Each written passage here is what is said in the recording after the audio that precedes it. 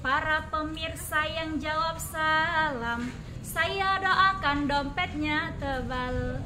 Assalamualaikum warahmatullahi wabarakatuh. Alhamdulillah, alhamdulillahilladzi kana bi'ibadihi khairan basirah. Tabarakalladzi ja'ala fis sama' buruja wa ja'ala biha wa qamaran munirah. Amma ba'd. Yang saya muliakan para dewan juri yang fantastik, arif dan bijaksana, dan para pemirsa dimanapun Anda berada yang saya hormati. Bersyukur kita kepada Allah yang telah memberikan kita nikmat sehat.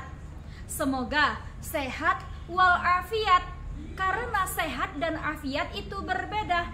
Jika sehat bisa dilihat dari jasmani, tapi afiat hanya bisa dilihat dari rohaninya. Contoh nih, orang yang suka maling ayam di kampung, itu orang sehat atau orang sakit? Orang sehat, tapi sakit rohaninya.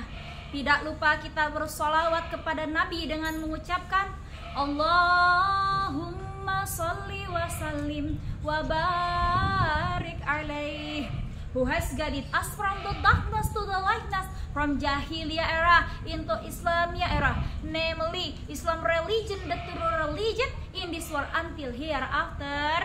Amin. Para pemirsa, perkenalkan saya Intan Purnama. Dalam kesempatan emas ini akan menyampaikan tausiah dengan tema kolaborasi budaya dan dakwah untuk para generasi muda. Brother and sister of dakwah. Di dalam Al-Quran surah An-Nahl ayat 125 Allah berfirman, A'udzu billahi minasyaitonir rajim. Bismillahirrahmanirrahim. Ud'u ila sabili rabbika bil hikmati wal mau'izatil hasanah. Serulah manusia kepada jalan Tuhanmu dengan hikmah dan pengajaran yang baik.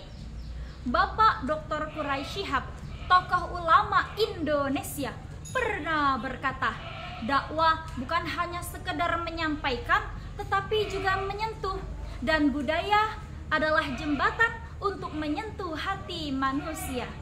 Dalam ijtihad menciarkan agama Islam, berdakwah harus dengan banyak kreasi dan gaya agar dakwah tidak dianggap kaku. Justru dakwah yang baik, yang indah malah membuat orang semakin semangat belajar berdakwah. Di negara kita sendiri, Indonesia, berbagai suku bangsa, adat, budaya, dan bahasa. Tentunya ini merupakan rahmat dari Allah yang Maha Khalik. Namun dengan banyaknya perbedaan ini, berbeda hidung, berbeda sifat, berbeda orang, berbeda hobi, berbeda tempat, berbeda adat, dan juga bahasa setempat.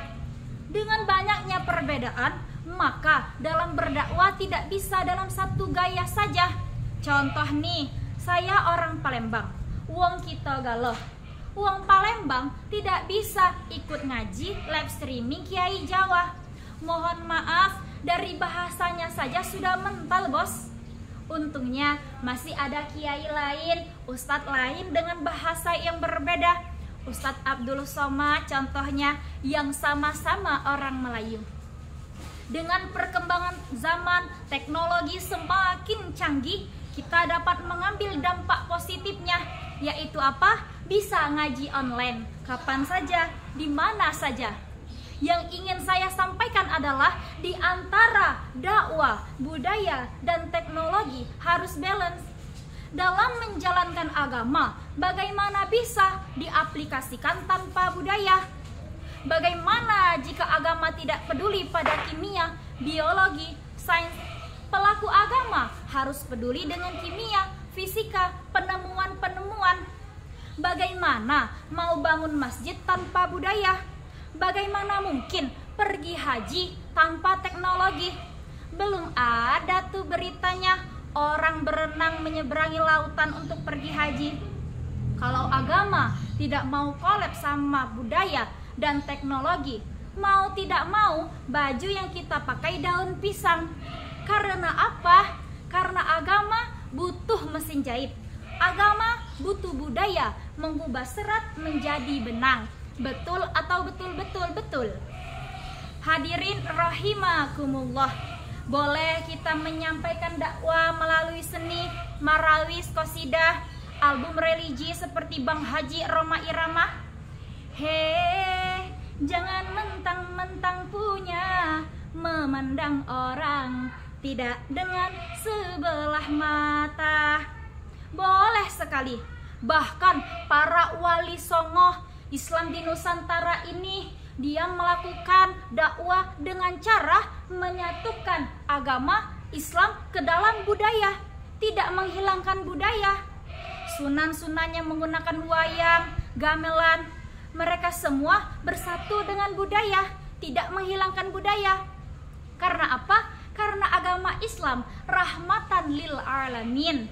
Dan salah satu contoh rahmatnya, Islam diberikan ruang yang luas untuk membahas adat dan budaya.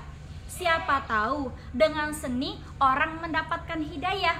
Ingat, dakwah yang baik bukan membuat mereka merasa disalahkan, tapi membuat mereka merasa dipanggil untuk melakukan kebaikan.